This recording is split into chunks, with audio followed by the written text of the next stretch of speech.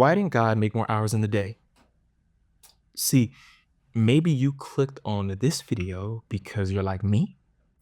And when life gets overwhelming and the illusion of control starts to slip away like water in the hand, your anxious heart, in pride, throws up the question to God, why didn't you make more hours in the day?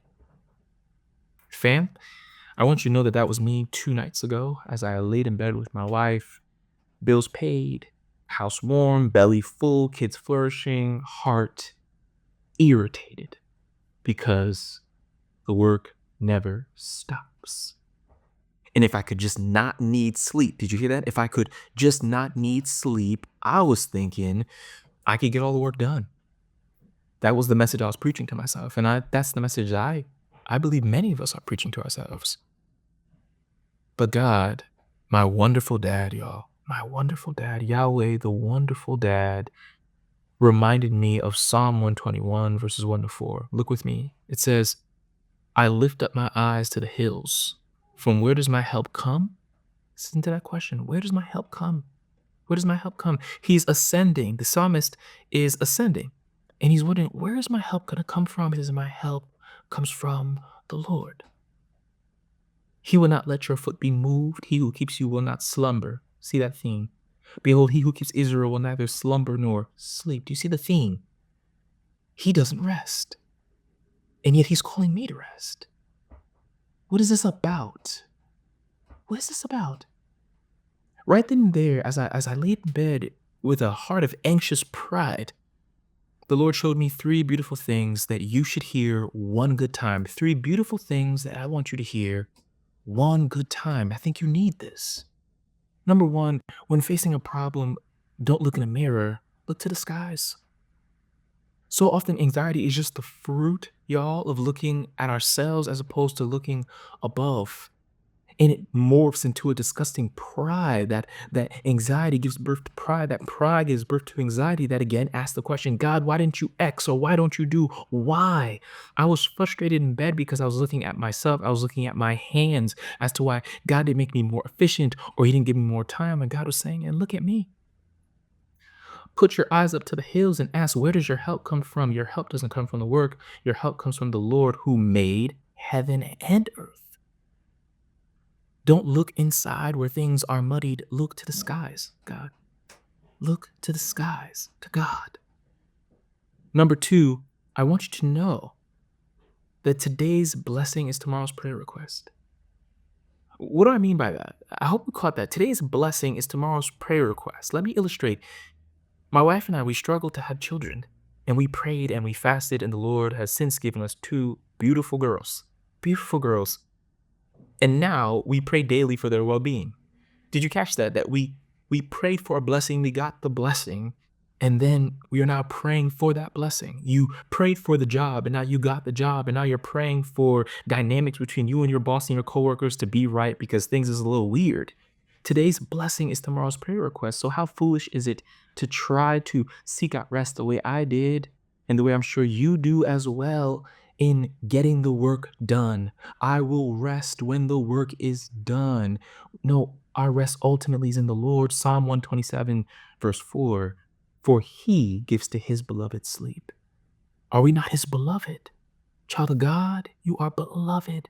See how great a love the Father has bestowed on us that we would be called children of God, and such we are. As you are a beloved child of God, take rest.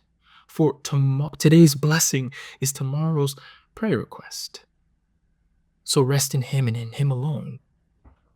And lastly, and this is a deep point, so lock in with me. As I laid in bed with a heart of anxious pride, feeling like the victim, asking, God, why don't you make more hours in the day? I realized through Psalm 121 that I was questioning God's goodness in leading me to sleep.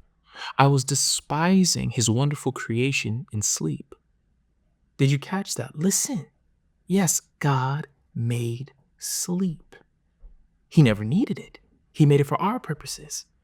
And as he made all things good, he made sleep as a part of his perfect design. But why? Why did God make sleep? Well, it's genius. God gave us sleep as a daily metaphor, as a daily reminder that even in our waking hours, we are just as dependent on Him as we are when we close our eyes at night. That the sense of control that we feel during the day is nothing more than an illusion, you guys. We are like a toddler, like pedaling his bike, thinking he's accomplishing it, but it's really dad's hand behind the bike that's accomplishing all. Or like the kid who's impressed at their sophisticated drawing, but it's really mom's guiding hand that is doing all the impressive work. See, that metaphor of sleep is a gateway to reality. How crazy is it that he gave us that metaphor? And now another thing comes to mind here where I think about now we see why the Bible so often uses rest and sleep as a metaphor for faith. Matthew 11:28, come to me, all who are weary and heavy laden, and I will give you what? Rest. Let me get to that passage. Say it again. Matthew 11:28, y'all know it. Come to me, all who are weary and heavy laden, and I will give you what? Rest. Again, rest as a metaphor for faith, or 1 Corinthians 2 verse 5, right? So that your faith might not rest in the wisdom of men, but in the power of God. I will lift up my eyes to the hills. From where does my help come? My help comes from the Lord who made heaven and earth. Again, so that your faith might not rest in the wisdom of men. Oh no, but in the power of God. I'm reminded of a sweet children's poem that we used to recite as kids, me and the fam. As I lay me down to sleep, I pray the Lord my soul to keep. If I die before I wake, I pray the Lord my soul to take. Beloved children of God, let us no longer despise His wonderful creation in sleep, allowing anxiety and pride to make us ask, God, why didn't you make more hours in the day? Oh no, my friends, that is a foolish question. For His word has already told us why He has given the hours that He has given, hours to work and hours to rest, and it is because He wants to show us again and again what faith is. Again, that somehow the metaphor of sleep points to the reality far more than our waking hours, that whether we are asleep or awake, we are just as dependent on Him because He holds all of reality in His hand. Here is a takeaway action item for you. Next time you're feeling anxiety, take rest as an act of faith, as an act of defiance against anxiety and pride that marry together and cling so near. Push them away and literally, I'll take some rest. That night I got sweet rest because I was trusting that God would indeed take care of the rest.